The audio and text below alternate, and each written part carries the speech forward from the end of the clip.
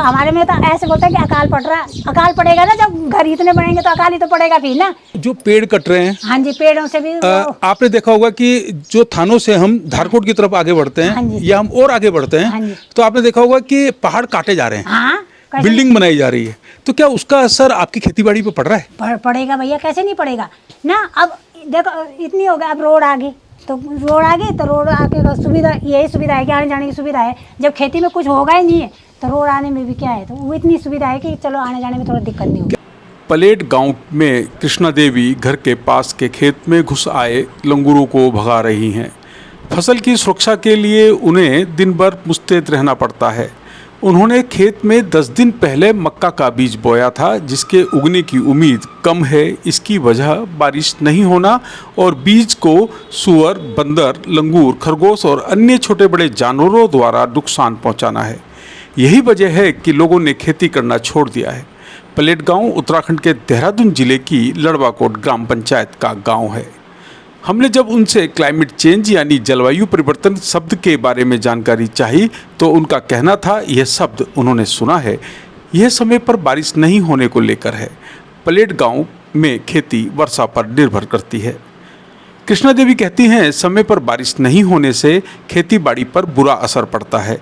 पहाड़ में खेतीबाड़ी और पशुपालन में महिलाएं ही व्यस्त रहती हैं, इसलिए सीधे सीधे यह महिलाओं को प्रभावित करता है। हमारे यहाँ भाई बहुत दिक्कतें हैं, जैसे सुअर हो गए, ये हिरन हो गए, खेती बाड़ी कुछ होती नहीं भैया, परेशान है। इसलिए जैसे ये हो गए, बंदर हो गए, लंगूर, ये सुबह 6 बजे से खेतों में बिल्कुल पड़े हुए हैं। ये दिक्कत यहाँ ये तो बड़ी दिक्कत है भाई। तो बंजर होनी नहीं भैया।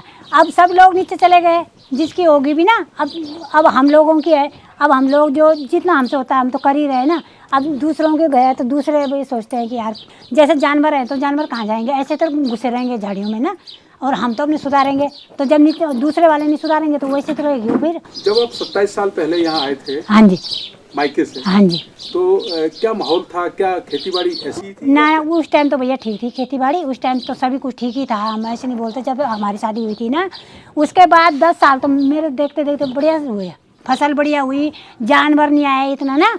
अभी 2 बार ये लगा लो तुम कि 8-10 साल से बहुत दिक्कत हो रही भैया। कहीं खेतों में फरास भी नहीं हो रही। पहले हम लोग अपना 2 ही थे, जबकि बच्चे नहीं थे छोटे छोटे ना, तो ये लगा लो कि कम से कम 20 किलो बीज बो लेते थे फरास बीन का।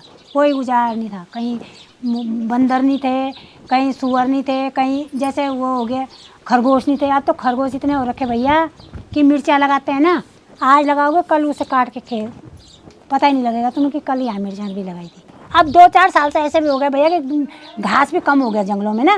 पहले इतना घास था, ये बकरी चुगाने वाले आते थे ना, तो ये बोलते थे कि मतलब जंगलों में घास को, अब ये लालटेन घास हो गया। अब ये बकरी वाले भी एक दिन से ज़्यादा नहीं बैठते यहाँ पे, नहीं तो यहाँ पूरे जंगल चुगा के जाते थे। वो बोलते थे कि घास खूब है भैया ना, अब घास ही नहीं है। तो क्या वजह समझ में आ रही है कि घास कम हो गई जंगल में? तो भैया बारिश भी टाइम पे नहीं हो रही। जब बारिश टाइम पे नहीं होएगी तो जंगलों में घास भी कहाँ से होगा ना। अब जैसे बारिश सर्दियों, पूरी सर्दियों में बारिश नहीं हुई तो जैसे जंगलों में घास तो सूख ही गया ना, कहाँ से होगा वो घास फिर। अब पड़ेगी बारिश तो कितना होगा फिर ना। और जब बारिश पड़ती रहेगी तो हमारे खेतों में भी जैसे पेड़ हैं या खेती बाड़ी, ये पिछले साल की मक्की इतनी बड़ी बड़ी हो गई थी। अब तक हमने गोड़ गाड़ के जैसे अदरक भी लगा दी थी, मिर्चा भी लगा दी थी। इस बार तो तुम खेत देख रहे हो, हल भी नहीं जोता। तो जैसे अगर बरसात ज़्यादा होगा तो जैसे अदरक है पूरी ख़राब हो जाएगी, क्योंकि इस बार बारिश पड़ी, बारिश लगातार हुई तो हमारी अदरक सारी ख़राब होगी। हमें तो ऐसा चाहिए जैसे अभी एक बारिश अभी हो जाए, फिर एक बारिश हफ्ते 10 दिन में फिर हो जाएगी ना। और सर्दियों में भी ऐसी चाहिए हमें ना, रोज़ भी नहीं चाहिए भैया कि रोज़ बारिश हो, पर वो हफ्ता 10 दिन में बारिश ज़रूर चाहिए। क्यों? क्योंकि यहाँ की ज़मीन ऐसी है ना, मिट्टी वाली नहीं है, यहाँ पत्थर ज़्यादा है, मिट्टी कम है पत्थर ज़्यादा है, इसलिए यहाँ बारिश ज़रूर चाहिए। और जैसे मिर्चियाँ लगा रखी थी, अब जब बारिश एकदम बंद होगी तो मिर्चों ने कहाँ से होना, जैसे फूल लगे हुए मिर्चों में वैसे सूख तो गए हो फिर ना। तो ऐसी दिक्कतें हैं भैया यहाँ पे, और क्या करना था। कि एक शब्द है क्लाइमेट चेंज, हाँ जी, हाँ जी, जिसको बोलते हैं जलवायु परिवर्तन। तो ये सुना है शब्द आपने? हाँ जी, तो क्या लगता है कि जो जलवायु परिवर्तन यानी कि मौसम में परिवर्तन हो जाना, हाँ जी, हाँ जी। जब बारिश को होना चाहिए तब बारिश नहीं हो रही है, हाँ वही तो है ना? और तो जब नहीं चाहिए तब बारिश होती है। तो उसका असर आपकी खेती पर, आपकी मेहनत पर पड़ रहा है? जरूर पड़ रहा भैया, पड़ रहा ना। जैसे अगर इसमें होता है नवंबर दिसंबर में बारिश होती तो कहीं गेहूँ बोते, थोड़ा जाऊ बोते होते ना खेती में, और जब बारिश ही नहीं हुई तो कहाँ से होना। जब बोई भी तो वो बारिश ही नहीं हुई तो वैसे सूखे हो खेत में ना, तो कैसा नहीं पड़ता, बहुत तो फर्क ये पड़ता है जो भैया। जलवायु परिवर्तन हो रहा है, हाँ जी। इसकी क्या वजह समझ में आती, क्यों हो रहा है ये? अब भैया समय ऐसा है, हम तो समय के ऊपर बात सोचेंगे कि समय ऐसा है। हाँ, और क्या है, तो समय ही ऐसे बदल रहा क्या तो क्या क्या आपको नहीं लगता कि जो शहरों में हो रहा है कि लगातार शहर जो है हाँ जी। मकान पे मकान, बिल्डिंग पे बिल्डिंग बनती जा रही तो है। हमारे में तो ऐसे बोलते हैं कि अकाल पड़ रहा है। अकाल पड़ेगा ना, जब घर इतने बनेंगे तो अकाल ही तो पड़ेगा फिर ना। जो पेड़ कट रहे हैं, हाँ जी, पेड़ों से भी आपने देखा होगा कि जो थानों से हम धारकोट की तरफ आगे बढ़ते हाँ हैं जी। या हम और आगे बढ़ते हाँ हैं, जी। तो आपने देखा होगा कि पहाड़ काटे जा रहे हैं, हाँ, कैसे बिल्डिंग बनाई जा रही है।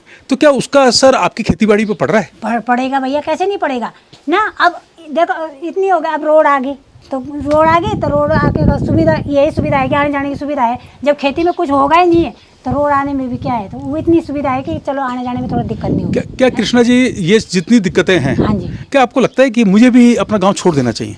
ना भैया, छोड़ेंगे तो नहीं। अब जो हमारे माँ बाप ने हमें यहाँ दिया है ना, अब तो चाहे यहाँ वो जैसे भी रहना पड़ेगा, रहेंगे यहीं ना। जिंदगी आधी जिंदगी कट गई है, अब आगे की भी आधी भी कटी जाएगी ऐसे ना। अब बच्चे हैं, भविष्य में पता नहीं क्या करते हैं कैसे करते हैं हम नहीं जानते, पर हम तो ऐसे बोलते हैं कि जैसे हमारे माँ बापों ने तो ऐसा बोला कि बेटे हमने जहाँ दिया, चाहे जैसा भी होगा अपनी ज़िंदगी पूरी वहीं काटना। बिल्कुल, और डट कर मुकाबला करें। मुकाबला करेंगे भैया।